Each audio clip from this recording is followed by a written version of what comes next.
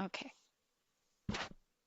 Yeah, so once again, welcome everyone, and to this session on Louise Hay. Louise Hay's beautiful book, You Can Heal Your Life, and this is chapter 6, right? So, resistance to change. So, as I mentioned earlier, this is a beautiful chapter, a very important one for us to understand what happens, why do we resist change, right? What are the things that kind of keep us from sort of practicing change, right?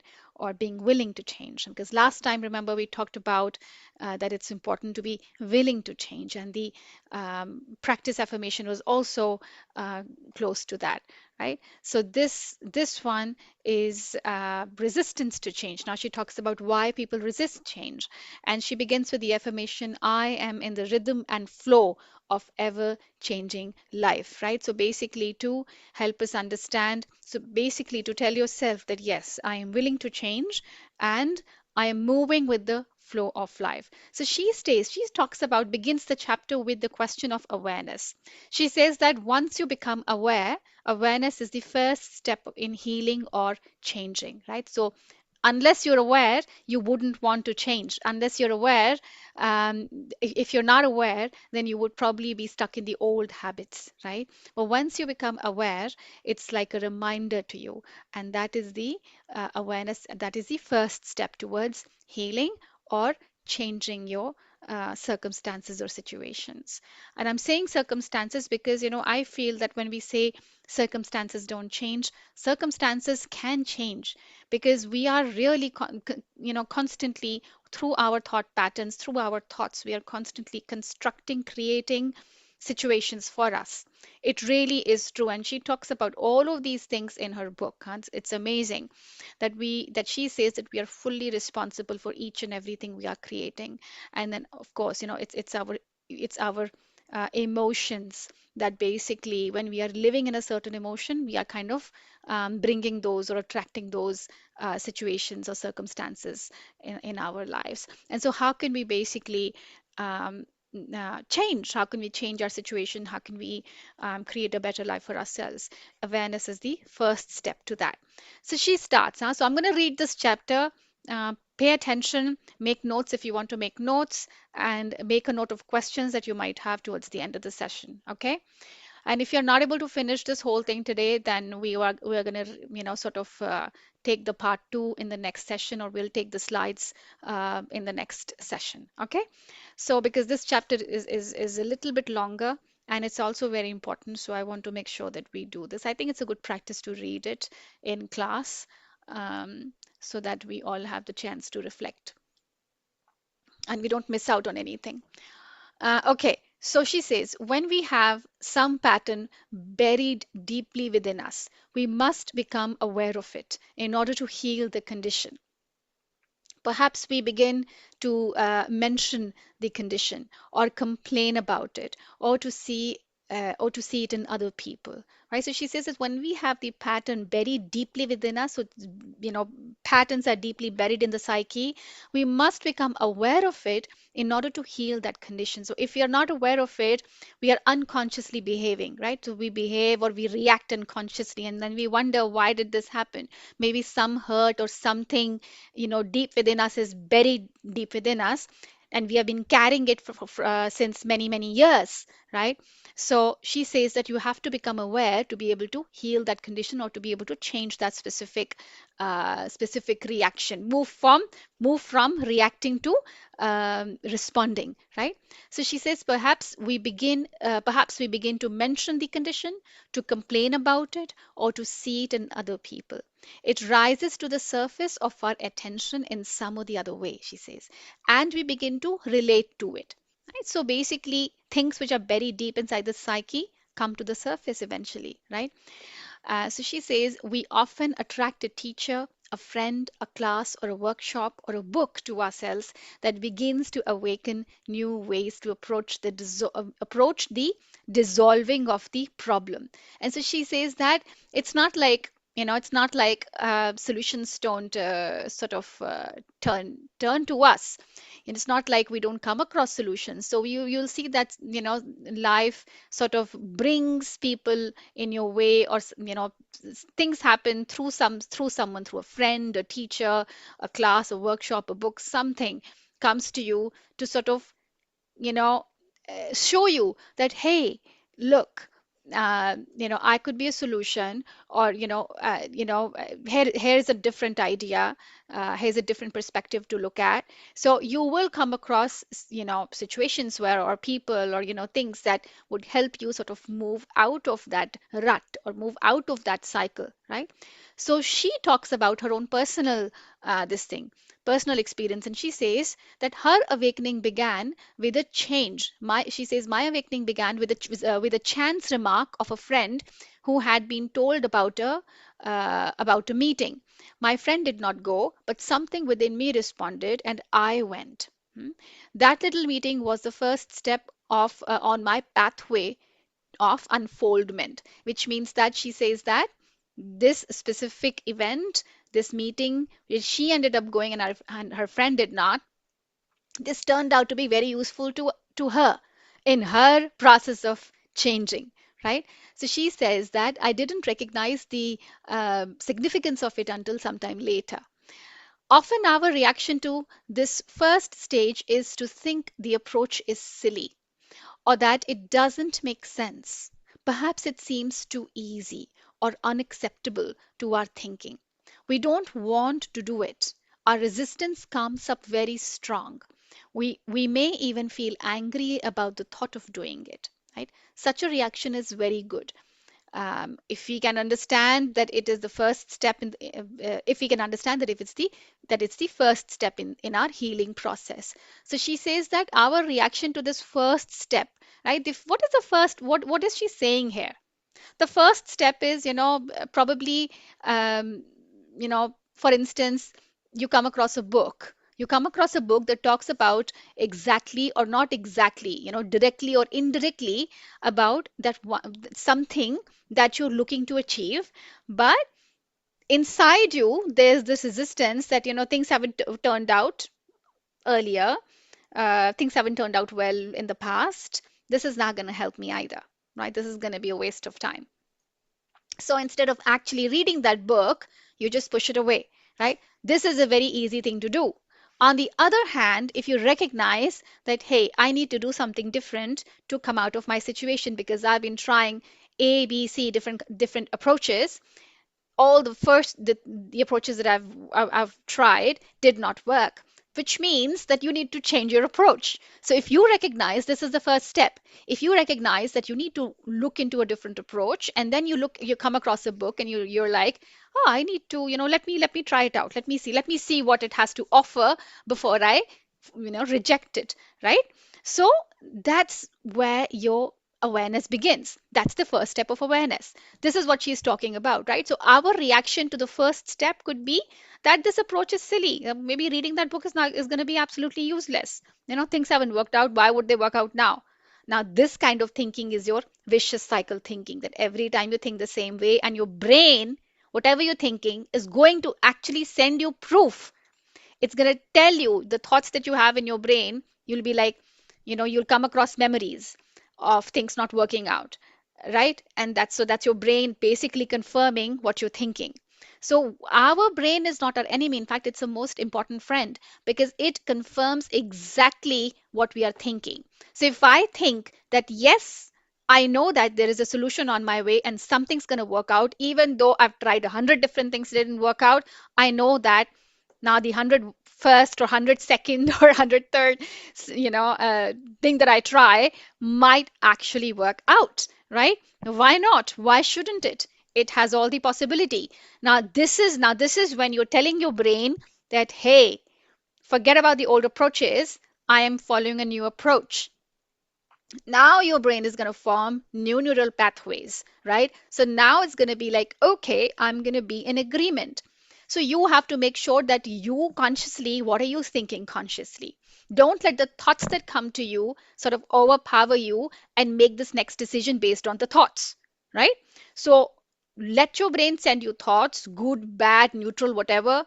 Right now, what you have to do is remain in that positive you know, move forward with positivity, right? Instead of thinking that things are not going to work out. I'll give you one example before we actually move forward. A few years ago, and this was in 2022. Yeah, 2022, I had my first most fantastic job that I worked for. I worked for a federal um, um, program, federally funded program for newcomers in Canada. And I remember because I was working with newcomers day in and day out. I was training them, I was mentoring them one on one, etc. So I was doing all of these things on basically on in their social and work related integration in Canada. So I was doing all these sessions and these information sessions, knowledge sessions, and then one-on-one mentoring. And the approach I always followed was keeping my horizons open, always open to learn, and always making sure that I had the optimistic mindset to move, help people I speak with, always encourage them, so to motivate them, because if I don't feel motivated enough, and I was a newcomer too, because I arrived here in 2021, so I was sort of finding my ground at the time as well, while I was training others to find their ground. Can you imagine that? But if I would have been in despair, and the despair centered mindset, or despair focused mindset, or doubt focused mindset, I couldn't have encouraged or motivated newcomers who were, just like me, wanting to build their future in this new country, right? This, so I remember one of my colleagues, I remember she said, "How can you be so optimistic?" I used to be very optimistic. And I was struggling on the inside too because of my illness and everything at the time. So I now when I think about it, and this colleague who told me that, questioned, would always like comment, listening to my conversations, and she'd be like, "How can you be so optimistic?" And now when I think about it, she was one of the most pessimistic people I met. One of the most pessimistic, doubtful people I met. Nothing against her, but I remember that if I wouldn't have been so optimistic, I probably would not have been alive today, because I was going through a lot. And the optimism really kept me centered. You know, I was meditating, I was doing a lot of things, but keeping an optimistic mindset helped me a lot. And so this is what she's trying to say. She's trying to tell us that awareness is the first step, staying optimistic and centered on your goals. No matter how long it's taking for you to achieve them, it's the only way to actually manifest positive things in your life. If you lose your centeredness, I shouldn't say that, losing centeredness. No, but if you're focusing on past mistakes or past results that didn't turn out to be useful, that didn't blossom enough, then you find yourself in the vicious cycle of doubt, and that does not help in changing or healing, right? That does the opposite. So this is what she's saying, that the first step to awareness is just knowing and being willing to change, and also knowing in your heart that no matter what, good things are on your way. They're coming to you, right? So this is what she says. She says that if you recognize it, if you take that first step of awareness, such a reaction is very good, right? Even if resistance comes up very strong, she says that, yeah, reactions are good. We can understand that it's a first step to our healing. Sometimes when we're resisting and it's making us uncomfortable, that is also good. She's saying don't take that also negatively. That is good. It means that you are at least becoming aware that you're getting angry or you're getting annoyed, right? So take that as a step of awareness, right? The feeling of feeling uncomfortable. So you might be feeling uncomfortable picking up a new book, right? I'm not sure, but you know what? I'm going to give it a try. You have that feeling of feeling uncomfortable, feeling, a little bit annoyed. That's your resistance to change. But push against it and just go for it. That's what she's saying. And she says that I tell people that any reaction they may feel is there to show them they are already in the process of healing, even though the total healing is not yet completed. And she says that the truth is that the process begins the moment we begin to think about making a change, right? So when we understand in our hearts that yes, I am willing to change and I am taking the first tiniest step, if even if it's the tiniest step, if I take the tiniest step, it is a step towards that change. It is a step towards a different, a better, a more empowered life, right? So that's what she's saying. Then she says that now she's going to talk about different kinds of resistances, right? So how people how people encounter resistance in their path to change. So she says impatience is only another form of resistance. It is resistance to learning and to changing. When we demand that when we demand that it be done right now, that it be completed at once, that we don't give ourselves time to learn the lesson involved with the problem we have created, right? So she says that when we demand that it has to be done right now, that this first little tiny step is going to be a solution to all my problems, then she says that we don't then we're not giving ourselves enough time to learn that lesson which is needed for us to solve the problem that we have created. She says that problem we have created, which means that we are the ultimate creators of all kinds of problems and solutions also. We are the ones who have to create the solution for the problem that we ourselves created in the past, right? So situations don't just happen randomly or there's no such thing as coincidence. You all must have heard of this. There is literally no such thing as coincidence, and that is the fact. Everything sort of kind of stems through us, our fears, our doubts, etc. So we need to kick the fears and doubts out of the way. That's the crux of the matter. Okay. So if you want to move to another, she says that if you want to move to another room, we have to get up and move step by step to that direction, right? So she says that if we have to, for whatever plan we have made or whatever goal we need to achieve, we need to make that effort. We need to do that. Just sitting in your chair and demanding that you be in that other room will not work, right? You're not gonna just with the snap of your fingers appear in another room. You can probably do that when you're in meditation, but not literally in the physical world where you have goals or where you have all these physical goals. You have to make that effort. So she says it's the same thing. We all want our problem to be over with, but we don't want to do the small things that will add up to the solution. Now is the time to acknowledge our responsibility in having created the situation or condition, right? What I was talking about earlier. So she says, I'm not talking about having guilt, nor about being a bad person for being where you are.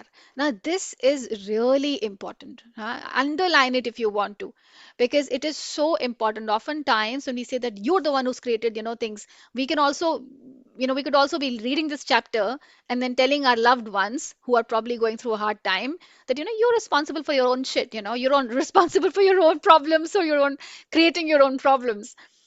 Don't do that, because you're not supposed to put anybody in guilt, nor should you do this to yourself, right? So it's the time to acknowledge our responsibility, but without adding any guilt to our plates, okay, which are already full of a lot of things happening in your lives, right? So you're not a bad person for having done or being where you are.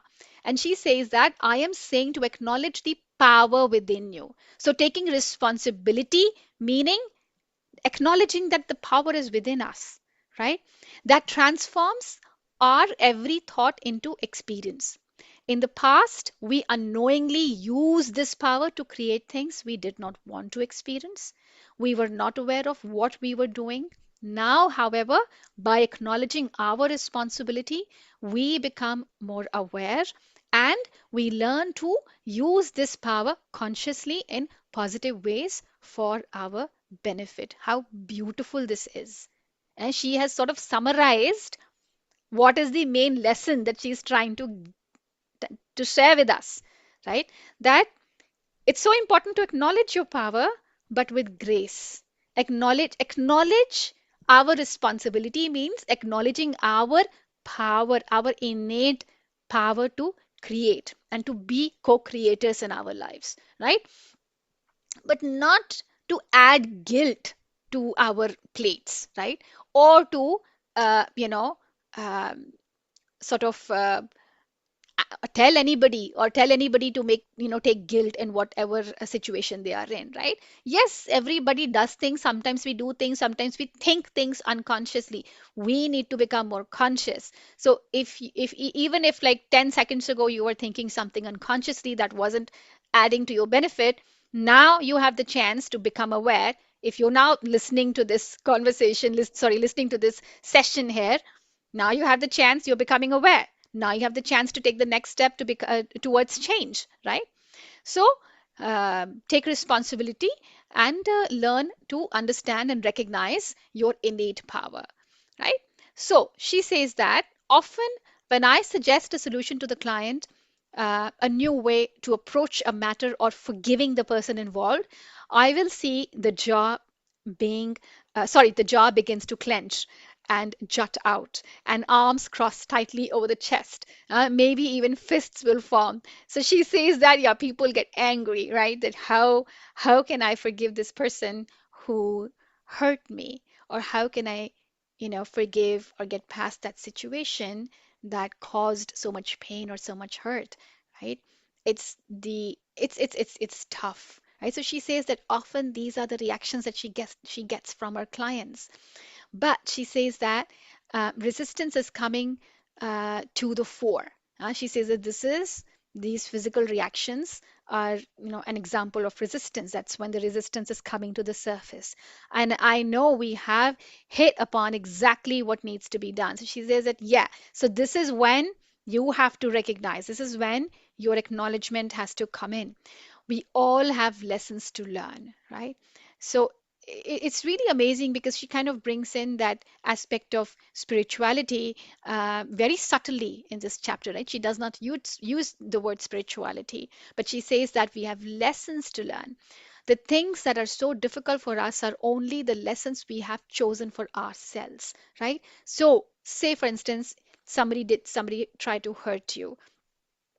What is the lesson here? The lesson here is to be more compassionate and to forgive, right? The lesson here is maybe it had something to do with you recognizing that, hey, this is how it feels when someone hurts you, right?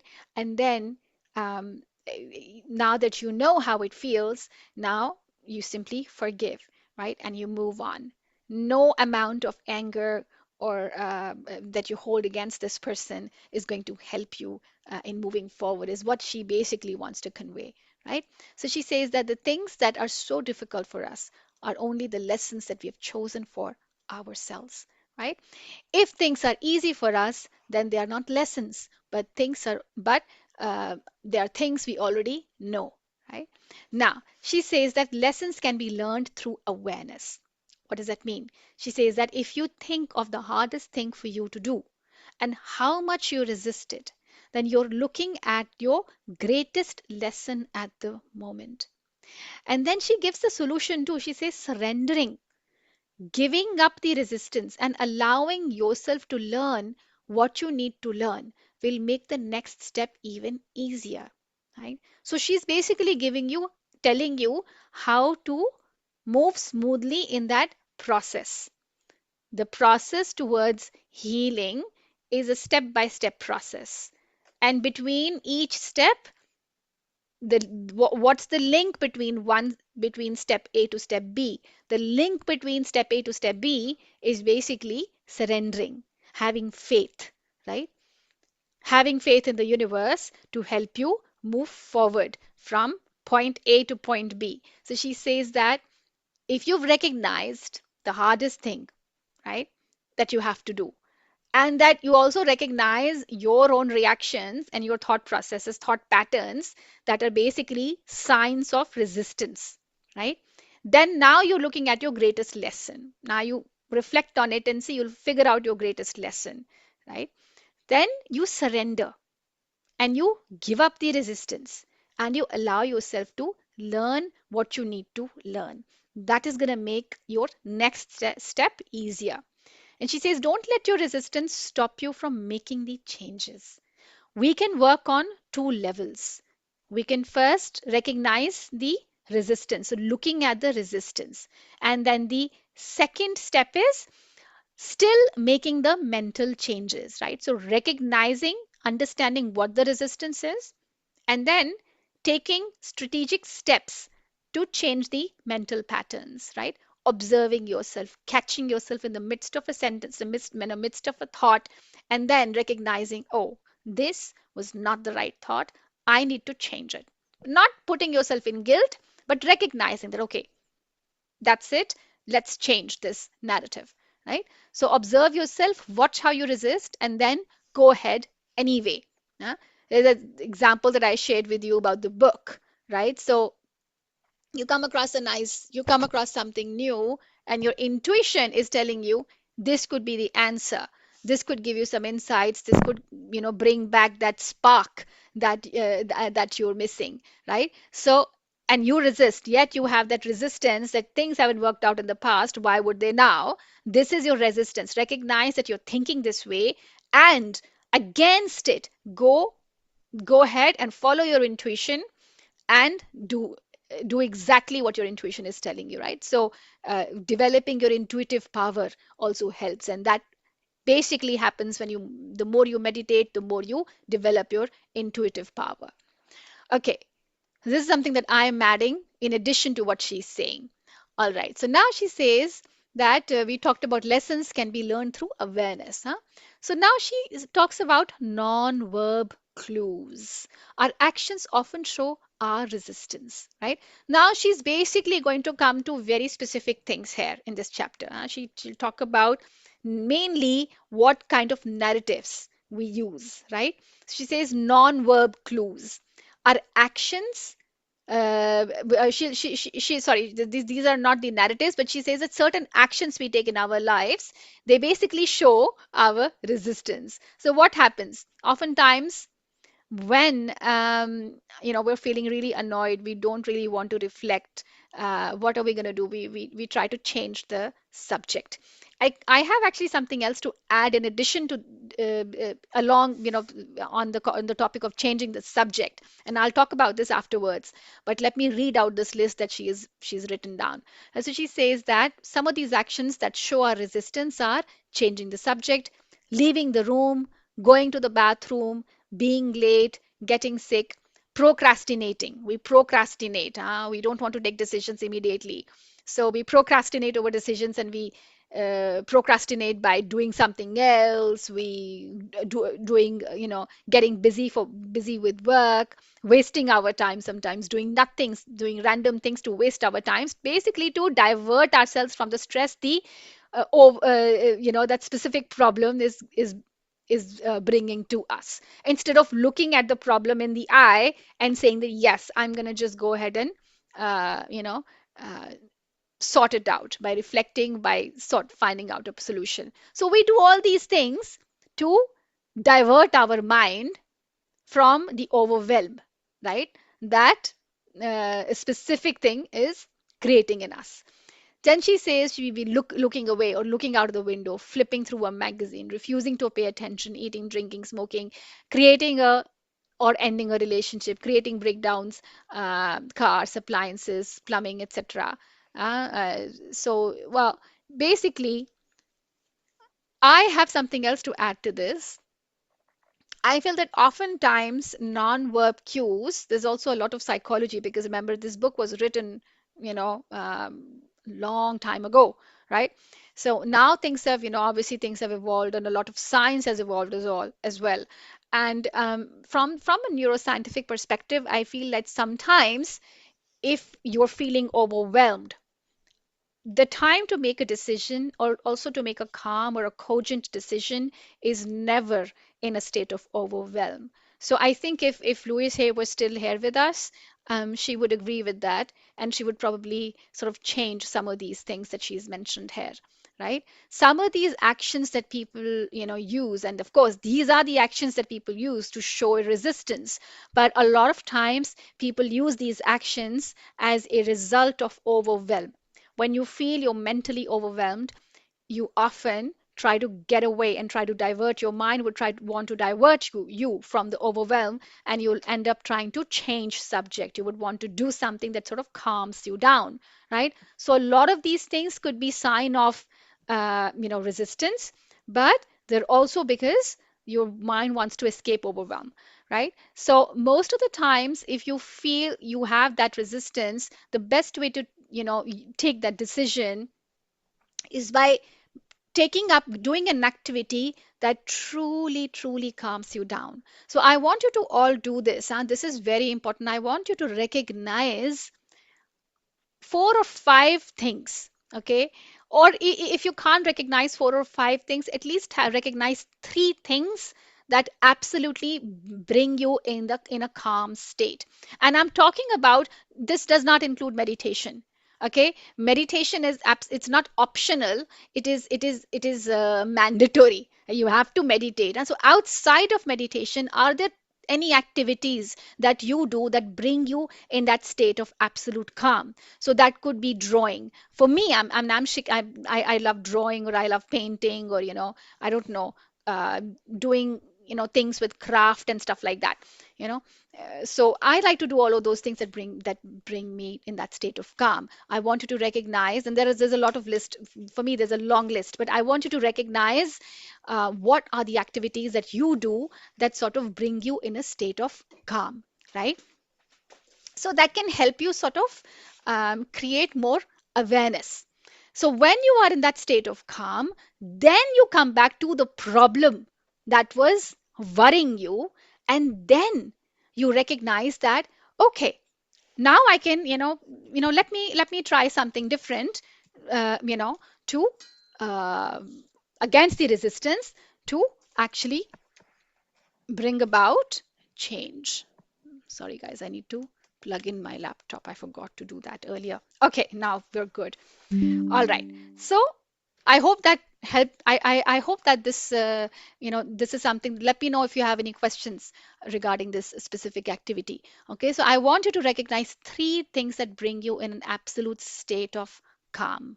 Okay, 3 activities that bring you in a state of calm outside, other than meditation. So she talks about, let's continue the chapter. So as you know, she talked about non-verbal cues, right? Your actions that sort of show resistance. Then she talks about assumptions. She says that we often assume things about others to justify our resistance. We make statements such as, I wouldn't do any good anyway, right? My husband, wife won't understand. I would have to change my whole personality. Often crazy people go to therapists. They couldn't help me with any problem. They couldn't handle my anger. My case is different. I don't want to bother them. It will work itself out. Nobody else does it, right? So she talks about all of these statements that, bear in mind again, the context in which this book was written. Okay, you might not have the same narratives, or you might have different narratives. So when you're reading this, when I'm reading this book and when we're discussing this chapter, I want you to reflect on your own specific assumptions that you have made that are signs of resistance to change. Okay, also remember that, what kind of change, right?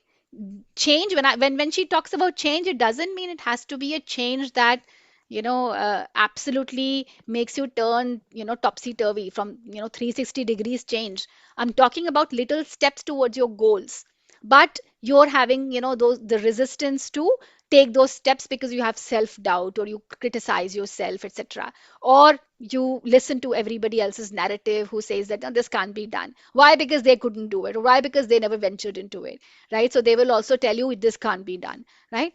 So when you're trying to achieve a certain objective, achieve a certain goal, whether it be personal or professional, whatever it is in your life, right? If you find yourself stuck somewhere and you're not able to take that next step, it means that uh, you're not moving towards change. You're not evolving, right? Something is keeping you stuck. What is keeping you stuck, right? You recognize that, that's your resistance. So she gave nonverbal cues as examples, and she talked about assumptions, which is some of the narratives or statements we use to assume and then end up being stuck in that same cycle, right? Then she says there are belief systems also, recognize belief systems also, right? So what I'm trying to say is that as I'm reading and talking about this, she's sharing whatever she's sharing in a certain context, uh, based on her experience, but or based on the experience she's had with her clients. But I want you to recognize some of your own assumptions, some of your own belief systems, some of your own nonverbal cues that you use to as a sign of resistance unconsciously, so many times unconsciously, right? So let's see what beliefs she talks about. She says that we grow up with beliefs that become our resistance to changing. Some of our limiting beliefs. What are the limiting beliefs? Again, the statements or narratives. Limiting beliefs are nothing but the statements or narratives running in our head. We have heard it from other people, we have read it somewhere, right? Some of the things which we have been conditioned to believe, right? So she says, for example, narratives like it's not done, it's just not right, it's not right for me to do that. That would be spiritual, that wouldn't be spiritual. Spiritual people don't get angry. That's such a crazy thing. Men, women just don't do that, right? My family never did that. Love is not for me, or it's too far to drive. It's so funny, right? How many people, with a raise of hand, can you tell me, if with a raise of hands, can you tell me how many people actually have used similar narratives in their lives? How many people have actually used similar narratives in their lives, in their, you know, if you feel like sharing? Uh, I see. Yes, I see two people who've raised their hands. Right? I'm going to raise my hand too here. So count as three here. All right. Good.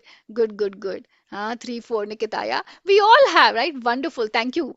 Okay. So this is good. Thank you for being vulnerable here.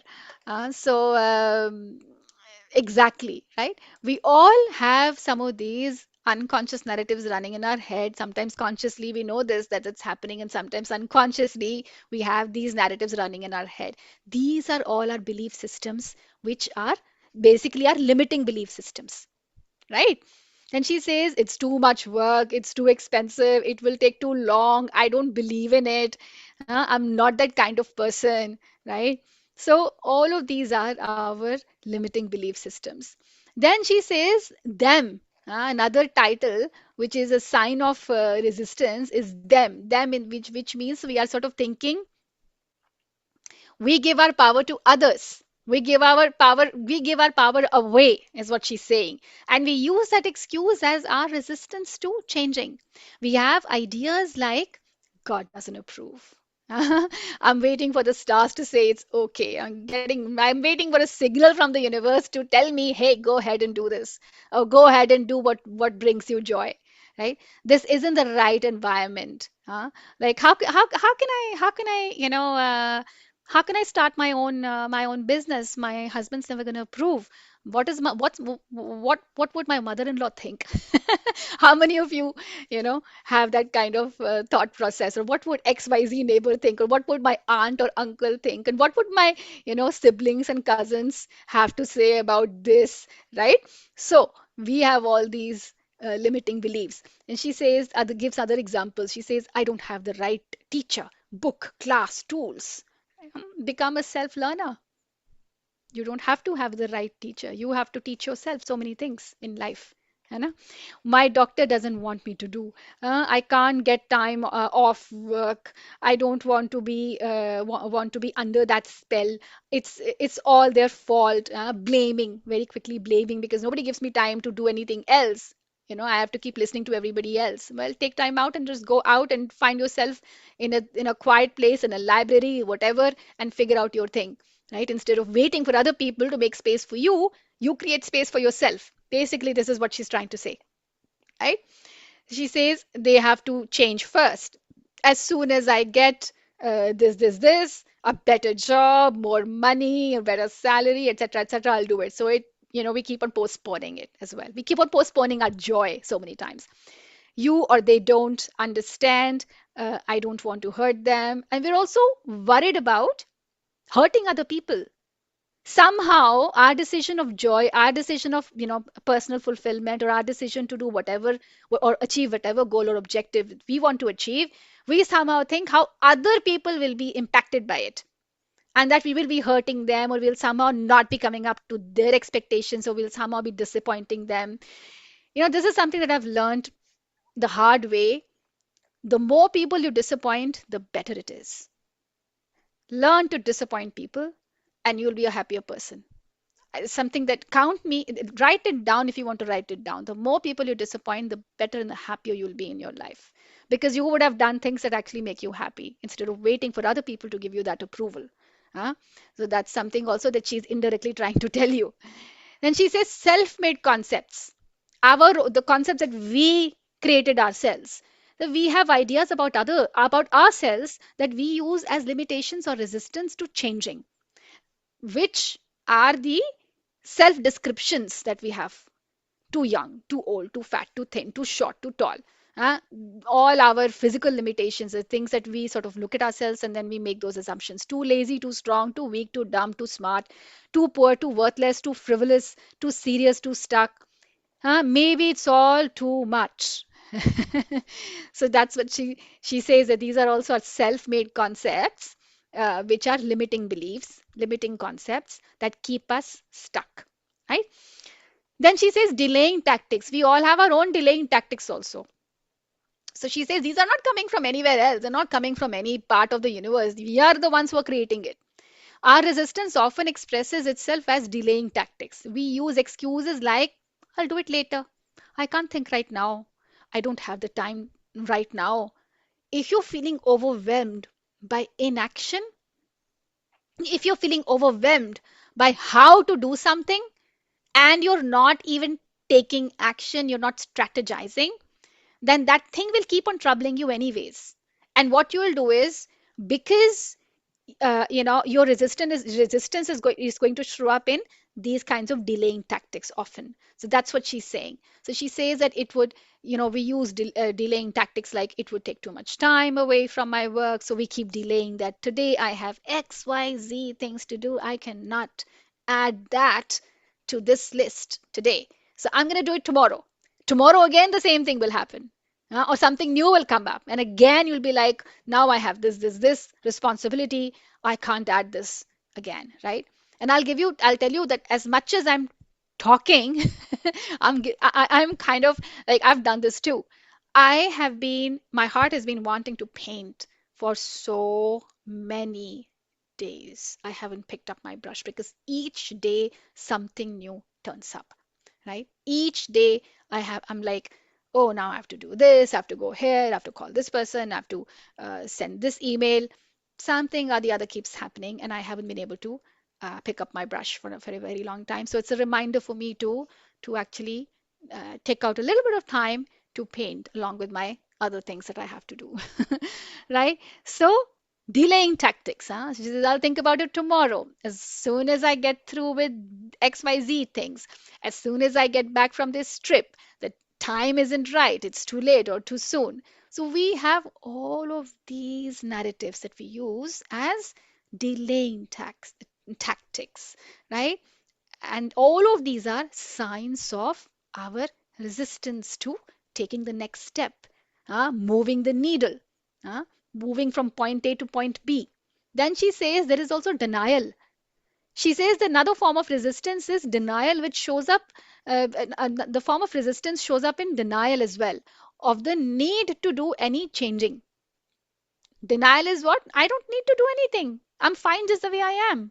How many of you think that way? Right? I can't do anything about this problem. The problem is a problem. So many people are going through it. I'm not, there's nothing new. It's okay. I can't do anything about it. Just let it be. This kind of attitude, how many times you go through this kind of attitude? It's like, just giving up just giving up, putting your hands up and saying like nothing can happen. We can't change this. Right? So then she says, I was all right last time, I'm going to be fine now as well, right? I managed so far, so it's going to be fine, so we don't even try. Right? So these are all denials. What good would it do to change? This is a very this comes when you're really tired and you're really exhausted having tried many things and things haven't worked out. And this is a sign that you need to do something for self motivation, right? So whenever you have that kind of thought, it means that you need to really just take that thought, write it on a piece of paper, and just burn that piece of paper, throw it away in the dustbin, right? Destroy it. It's almost like you're destroying that tactic, destroying that denial thought, right? And then shaking yourself up and bringing yourself back in the present moment and telling yourself, you know what, I'm going to start from the scratch if I have to, but I will move forward and I will make that change, right?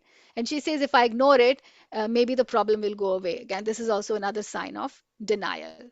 Huh? Then she says, fear, which is very, very common. By far, the biggest category of resistance is fear of all the unknown. And she says, listen to these. She says that a lot of these narratives that she's going to mention, these are signs of fear. My God, right? So she says, yeah, the signs of fear, other signs of fear include that, a person might fail, they might get rejected. What would the neighbors think? They're afraid to tell their husband or their spouses. They might get hurt. They might have to change. It might cost them money. Uh, you know, she says certain people think this way. I would rather die first or get a divorce first. Oh my God, I don't want anyone to know I have a problem.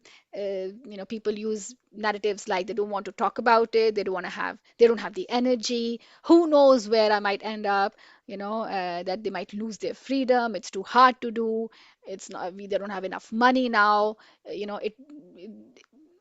they might end up hurting themselves in some way. It wouldn't be perfect. They might lose their friends, trusting, and they can't trust anyone, right? Or it might hurt their image, etc., etc. So many, many, many different narratives, different ways of using different narratives, all of them only signal one thing: fear, right? Fear, doubt, uh, and a lot of lack of compassion for yourself, right?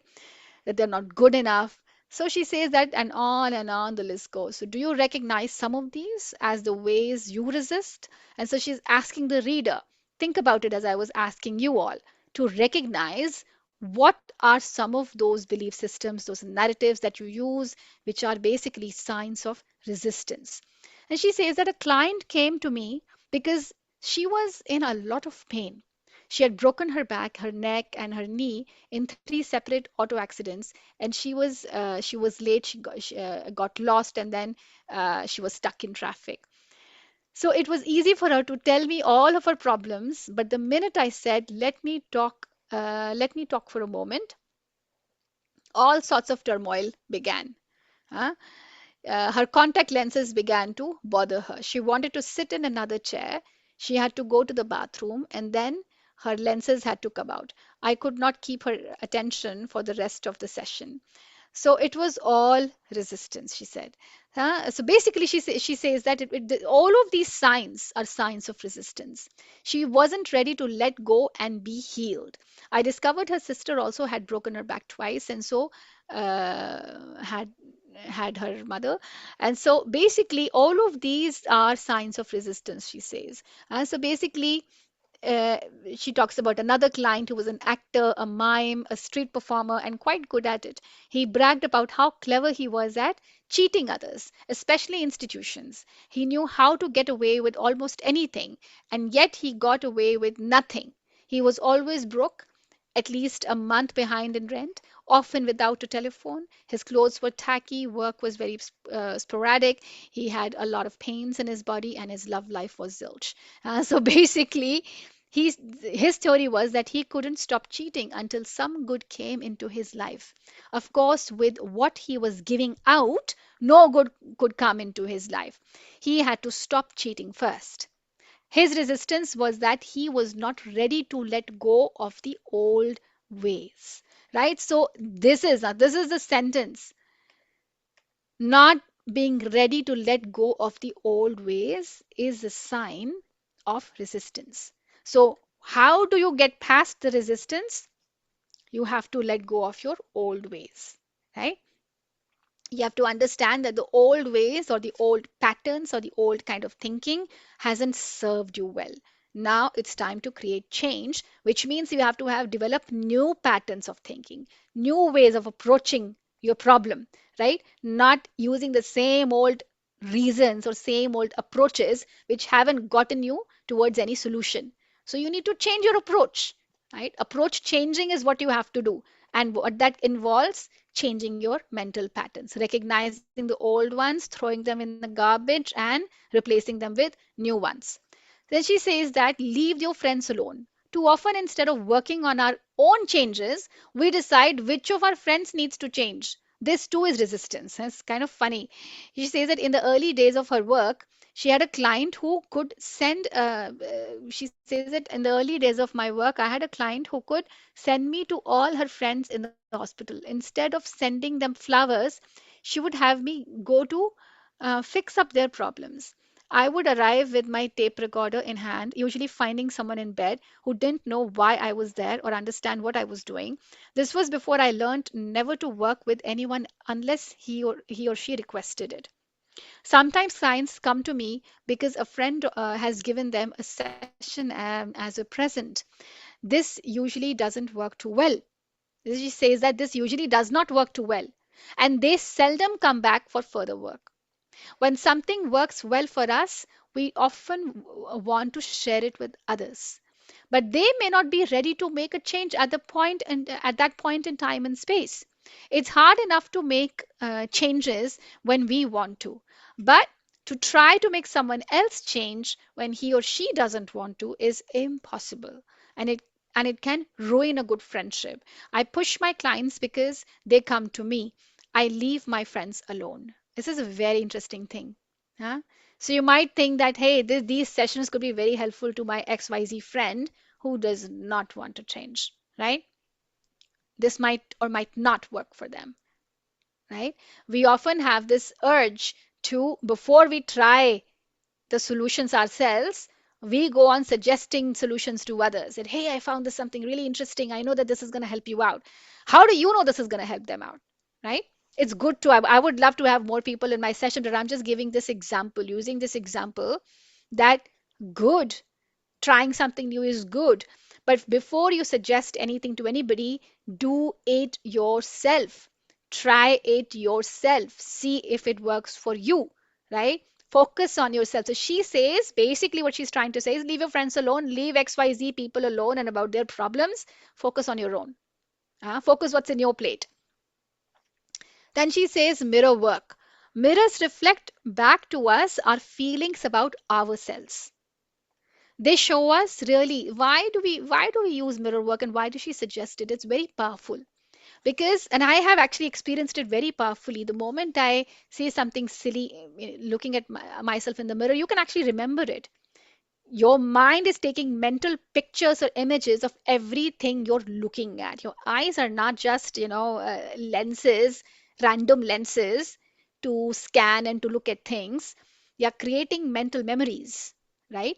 So when you're looking at yourself in the mirror, it's very, very powerful. And you say something which is positive, which is uplifting, that you say something that, yes, I am amazing. I am capable of doing amazing things. I deserve all good in my life, and all good is coming to me every second. All good is coming to me. I attract good things in my life. Huh? And I send love to everyone who comes my way. It's very, very powerful because mirrors reflect back to us the feelings about ourselves. Also, did she say that mirrors reflect back to us the feelings about ourselves? So she says that show us clearly the areas to be changed. If we have some kind of issue or some pain or some hurt or something that is not working out, talking, looking in your eyes, in front of a mirror is a great way to recognize that. The pain, it will show in your eyes. You recognize it, and then you try to change it, right? So she says that I ask people to look in their eyes and say something positive about themselves every time they pass a mirror. The most powerful way to do affirmations is to look in a mirror and say them out loud. You are immediately aware of the resistance and can move through it quicker. The resistance could be you want to cry, you'd get very emotional, right? Uh, Someone made an insensitive comment about you, and years ago, and you've been unconsciously carrying it about, within you. Now I want you to, and you have, underestimated yourself. That resulted in you underestimating yourself, hiding in crowds instead of showing up confidently, right? It means that some narrative sort of made its home, and unconsciously you're letting it take, you're giving it all the power.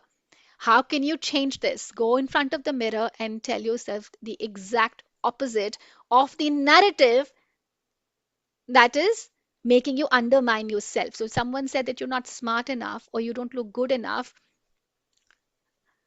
let that pass. That's garbage. You change that narrative and you tell yourself, you're not asking for permission. You're telling yourself, looking at yourself in the mirror, I am really smart. I am absolutely amazing. And I am worthy of every good in my life. Right? So she says it's very powerful to look in your eyes, look in the mirror, and say something positive, right? To uplift yourself. The most powerful way to do affirmations, she says, is to look in a mirror and say them out loud. You're immediately aware of the resistance and you can move through it quicker. It's good to have a mirror with you as you read this book as well. When I'm sharing and I'm saying these affirmations, I'm looking at myself in the camera, not in the camera, but yeah, in my, I can see myself in the participant section, and I'm saying out these affirmations, like I can see myself, right? So it's very, very powerful. Use it often for affirmations, these mirrors often for affirmations, and to check where you are resisting and where you're open and where you're flowing. So now look in the mirror and say it out loud to yourself. I am willing to change. Huh? Notice how you feel. If you're hesitant, resistant, or just don't want to change, ask yourself why. This is also part of that technique. If somehow you have tears in your eyes and something within you, saying something positive, a specific positive affirmation, a specific positive thing, you look you're trying it out, and in your heart you feel uneasy, right? If you feel uneasy, ask yourself, why do I feel uneasy? Why do I feel uneasy? What is it that's making me feel uneasy? Is it the narrative that XYZ person said to me? Is it the result that I got from, during an XYZ exam? Right? You know, students should do it very often. How many times students, they're so conditioned. We send students, children to school. Most of the time children spend, 80% of the time children spend is in environments outside of their homes. So their conditioning not just comes from their homes, but also environments outside of their homes. And they take in a lot of narratives from other people, right? And then they internalize them. This is a practice that every single student should do. If you have children in your in your families, in your lives, you know, share this with them, but by far, first and foremost, try it yourself. Okay, what old belief are you holding on to? This is not a time to scold yourself. Just notice what is going on and what belief rises to the surface. That is the one that has been causing you a lot of trouble. Can you recognize where it came from? So recognizing the root of a specific narrative. Where did it come from? Once you recognize the root, then you can come to addressing that no, that is not true. That was a narrative that came from XYZ people at the specific point of time in life, but not in the present moment. It's not serving me. I have to let it go, and I have to change it completely. So when we do our affirmations, they don't feel right or nothing seems to happen. It's very easy to say, oh, affirmations don't work. It's not that the affirmations don't work. It's that we need to do another step before we begin the affirmations. Okay. This is something that she's going to come to in the next one. Repeated patterns show us our needs. Okay, so what we're going to do is how what's the time like? It's going to be 10. So what I'm going to do is I'm going to stop this session here. I'm going to open the floor to any questions you might have, and in the next session, so we will have class next Saturday for sure. Okay, no cancellations. It's because it was full moon and I wanted you all to have the chance to just observe silence and be with yourselves. And so that's why I moved the session to today. But we will have class next Saturday. And what we'll do is we'll pick up from page, what is this page number?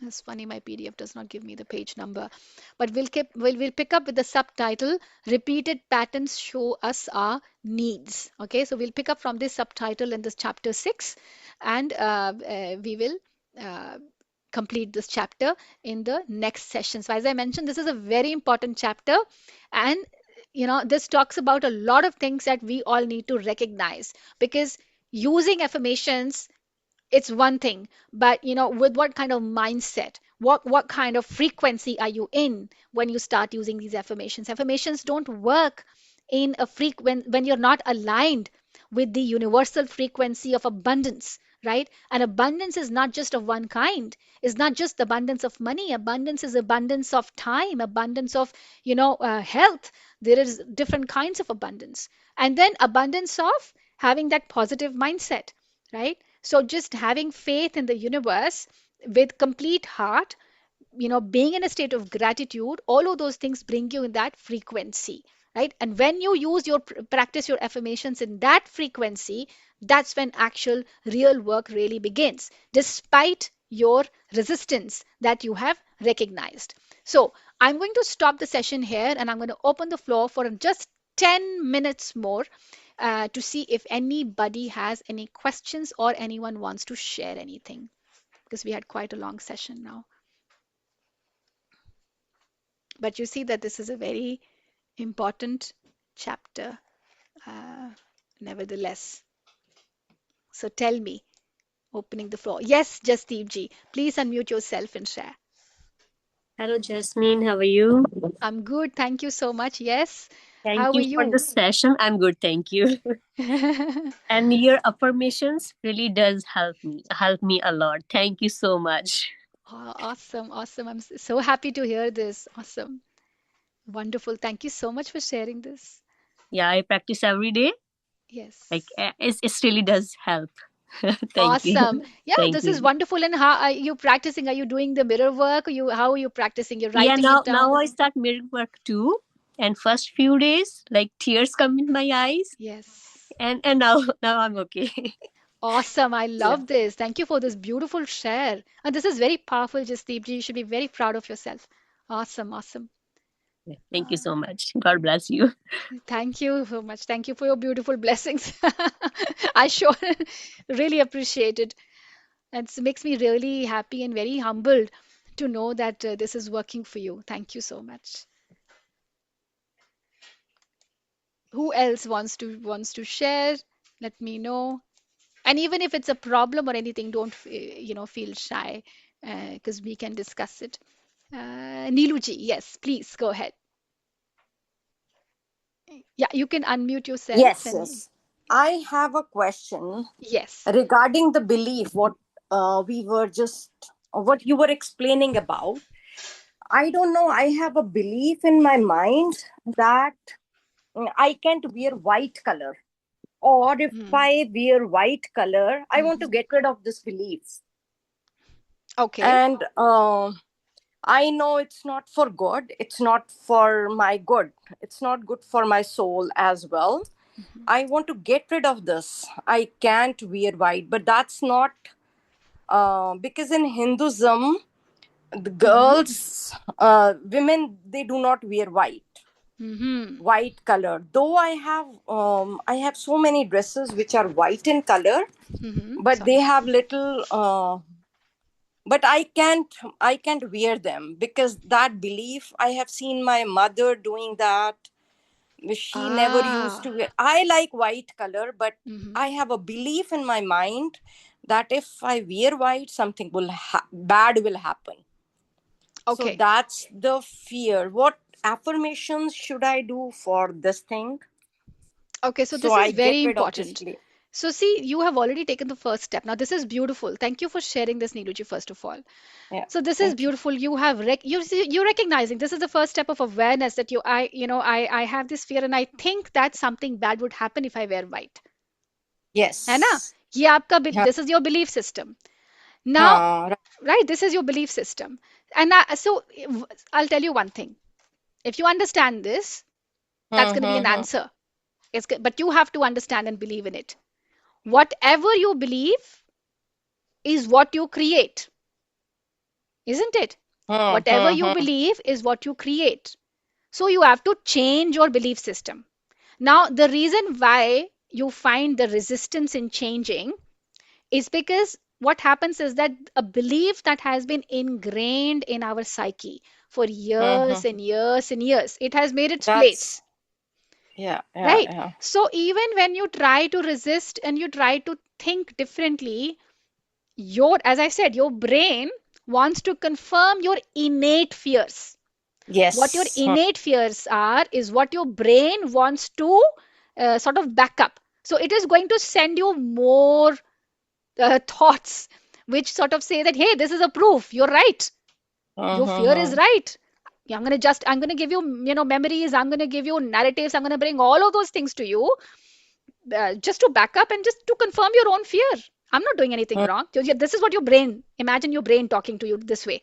This is what your Mm. brain is doing. Yeah, Now you exactly. That's recognize this what that. You happening. recognize that. And I want you to create a dialogue with your inner, with your amygdala. Our Yeah. emotional brain is what is responsible to sort of creating, confirming those emotions. It is only like it only reacts based on our emotions, right?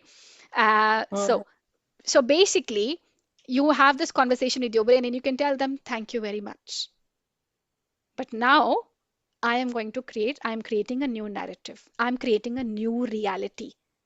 Use these words exactly. Now I am creating a new reality. The new reality, what is it?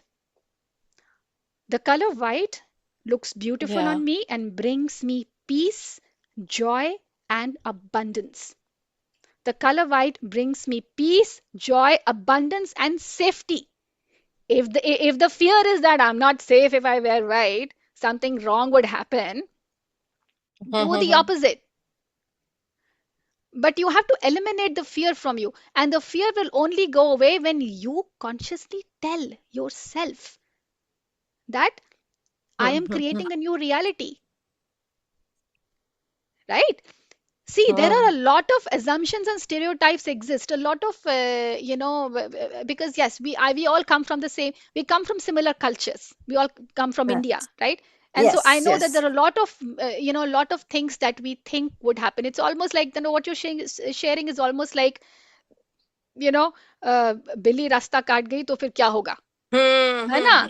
क्या बिंदी The नीचे गिर poor जाए cat is only finding its own way. own way. why are we Yes. why are we blaming the cat? How many times did I, in India it's happened, how many times it's happened here, but in India it would happen so many times. And I remember, when I was very young, I'd be going to the, going to college or whatever, and if a cat would cross my path, and the old narrative would ring in my head, Yes. ये क्या Yes. ये क्या हो गया, मैं अपने हाँ. Exam देने के लिए जा रही हूँ, और ये क्या देख लिया मैं? Yes, you know yes. it would happen. And you're not going to believe, I'll just share another example very briefly. Oh my god, there's a specific kind of bird. Somebody, when I was younger, somebody told me that if you see one of that specific bird, it means sadness, your day is going to go bad. Two means happy. Three means joyful. I don't know, Oh. some things related to that specific. I'm like, what? And then now I think about it, that's bullshit. Now Mm-hmm. I'll give you another example considering white. White in different cultures has different connotations. Now these are Yes. cultural connotations. It's nothing to do with how Mm-hmm. your life is going to turn out to be, right? You'll see a lot of brides opting for white in Western countries. brides, Yes. and outside of specific cultures. So people who come from our cultures too, prefer to wear white, if they're marrying in a Yes. in a context outside of India, right? Yes. And Yes. now you'll Yes. see a lot of brides, choosing pastel shades, white Pastel. tone shades, Yes. right? Yes. Yeah, Yes. because you're defying all those stereotypes. Yeah. Red doesn't mean that you're going to have the happy married life. It does not. That there's nothing to Yeah. do with it, They right? have, yeah, Yeah, that's ingrained in our mind. that's ingrained in our mind. Those are, oh, maybe those were, think thought processes. People made stories. Sometimes ideologies are formed based on legends, based on one specific person's experience. One person experienced XYZ things, and they start blaming, the color of clothes that you're wearing, or they start blaming, I don't know, whatever the hell, based on their experiences, right?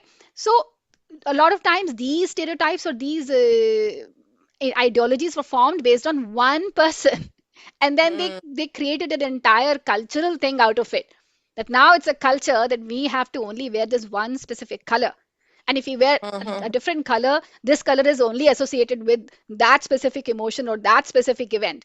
It's not like that, right? so Yes. so the other thing I'll tell you, the other thing is, because this is a very cultural thing, it's sometimes very difficult to um, defy it. You fear disappointing people around you, right? Mm, We fear disappointing people around you, around us. So you bring, it's so you have to kind of tell yourself that people will anyways be disappointed. No matter what change we want to bring in our lives, people will anyways be disappointed. If you can share an open mind with people, good. If they understand, if they don't understand, you don't have to suffer for the rest of their lives based on their understandings. And always remember that only consequences that we face are the consequences that are products of our own thinking. They're not a product of other people's thought processes. Other people's thought processes don't impact us if we don't let them. You mm. understand? Yeah. है Yeah. ना? Yeah. So whatever we are creating is only a product of our thinking. If I think that white is good, white is good. If I think white is bad, white is going to be bad. I mean, Mhm. right? Anything for me is good as long as I know it is good for me. As तो long as मैं my अब innate yeah. belief is that. If I have an innate hiding unconscious fear, recognize that fear. You have recognized that fear. You've recognized Yeah. that fear. Recognizing that fear is the first step. And then consciously start making that change. Neuroscientific way Okay. में वो change आपकी नया जो narrative है वो ingrained repetitive affirmation से होगा. So I With keep on saying to myself, right? yes. This affirmation that white looks good, nothing is wrong, or You have to yeah, change your narrative. You don't say nothing is wrong. You don't say that. yeah, You use yeah. specific. So again, what kind of words are you telling yourself, Hmm, right? hmm, hmm, So hmm, and I would say that combine this with meditation. When you meditate, if you meditate, right, yes. Hmm, hmm, hmm, in your anapanasati, towards hmm, the end of your meditation, and you're in that, you're in that state, right? I want you to hmm. write it down. White is a color of calm.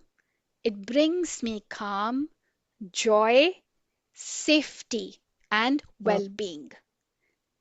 Okay. White brings me calm, joy, safety, and well-being. You see, there is no Hmm, negation. hmm, hmm. There is no negative grammar Negation. Yes, in yes. in this. Negation. No, You there see is the no. grammar. It is all positive, and it's not going to. It is not that it will. It is. It's the present continuous. It white brings me joy, calm, inner calm, safety, and complete wellness and complete well-being, huh? Or Hmm. wellness. So you just when you use this, you have to use the same wording. Write it down and use the same sentence every day. उठते ही same. देखो, look at your mirror the moment you get up and say this sentence. In addition to any Okay. other affirmations that you use, right? I am Yeah, healthy, yeah. whole, safe. I am healthy, whole, and always protected.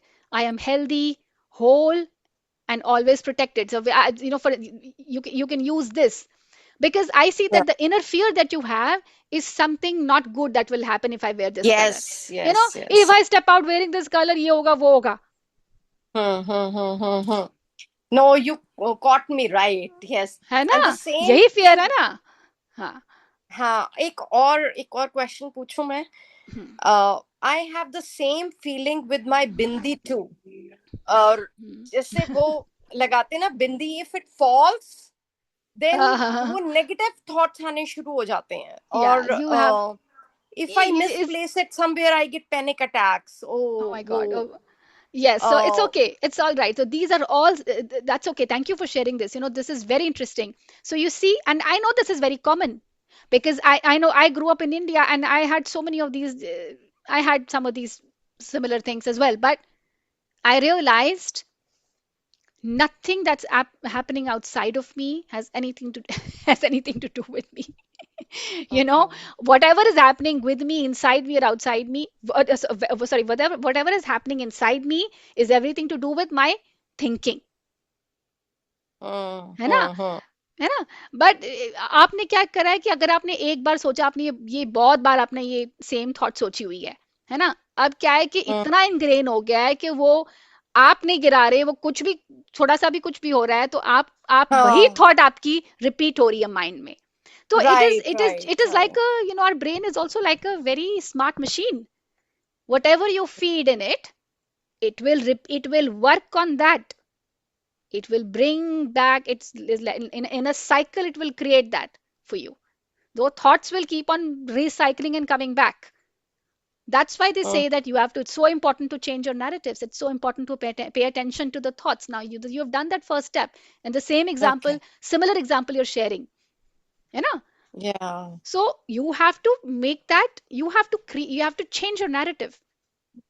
Nothing, Hmm. no color, no amount, no specific kind of clothing or accessory, it's has any power over you. You have to take your power back from your bindi and from the colors. You have to Hmm. take your power Yes, yes. back. They're consuming your energy Oh, they unnecessarily. are definitely, yes. Because it Ah, happened in the morning today. I had to go to temple and then I was putting a bindi on myself, but it dropped.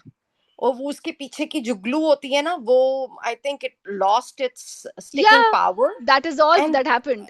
and oh, I got so panicked. I kept on searching it, where is my bindi gone, or why it's not sticking. Then I glued it somehow. But why this is happening, this stupid things are happening, because it's all ingrained in my mind, Exactly. and I have to remove that from my system. Yes. Then you also have to remember that whatever you give out is, you attract. If you're giving out, your emotion is like you're giving out any emotion of, doubt, that, oh, something wrong's gonna happen. You attract that. You create Hmm. that. Right? So reflect Hmm. on reflect on times. This is a self reflection. It is very, very true. Huh? It's a lived experience with each individual, whether or not we want to admit it.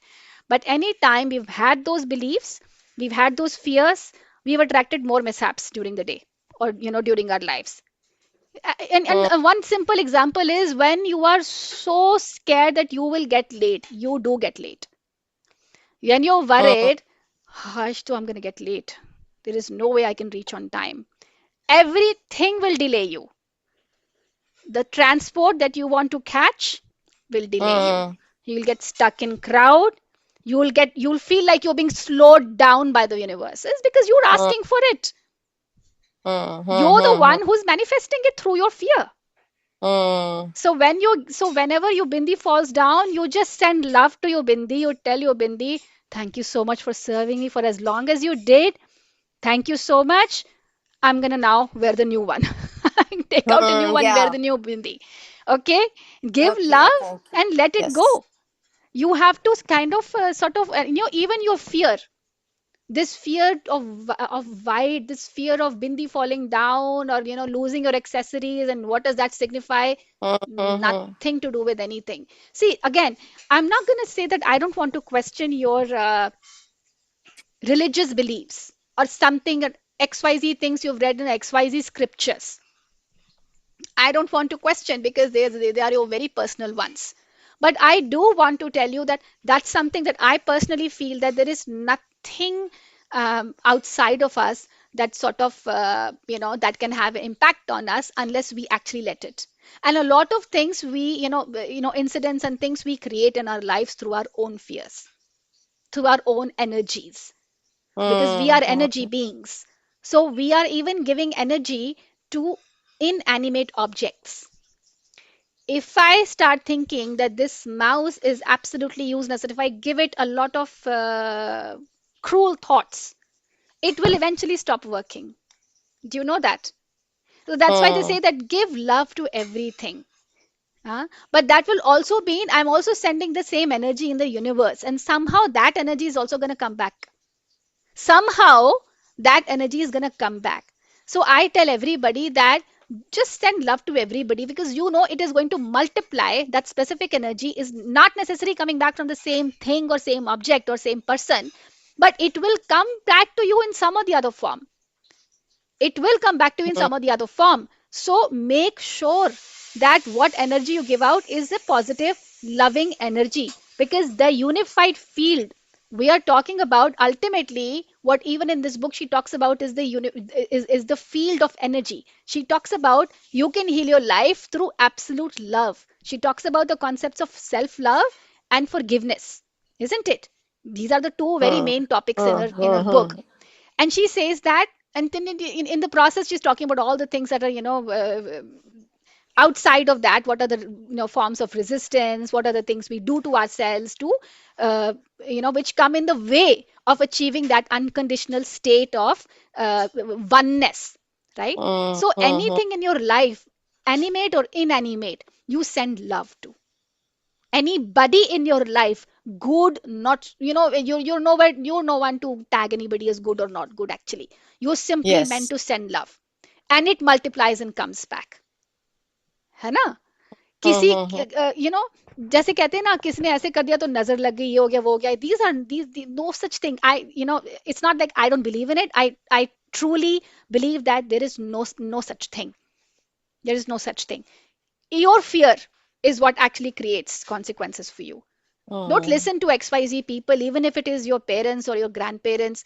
They are only doing things based on their understanding and their Their learning, understanding. That's right? right. Yeah. It's not to tell them that, hey, you're stupid. No, let them do what they're doing. This is your life. You lead it in the way that is best for you. That Okay. decision is for you to make. I also can't tell you, okay, Niluji, you think that way. But since you asked Mm-hmm. me my approach, and based on, Mm-hmm. you can heal your life, based on what we're learning also with Anapanasati, based on what Patriji Yes. also talked about, we're talking Right. about bringing positive change in our lives. It cannot come with assumptions and With old this. patterns or old beliefs. We have to break them, we have to move past them. ठीक Yeah. No, no. Take it. Take it. है? Thank you. Thank you. Thank है ना? you. And write down those affirmations. ठीक है? I, White yeah. brings me, white always brings me, white color always brings me calm, joy, safety, and complete Security. wellness. हाँ? Wellness. Yes. ठीक है? Okay. I'll see All the right. recording and write the exact wordings. Thank you so much. Yes. Perfect. Do that. Thank Yes. you. Thank you. Thank you. All right. Thank you so much for Thank sharing. you.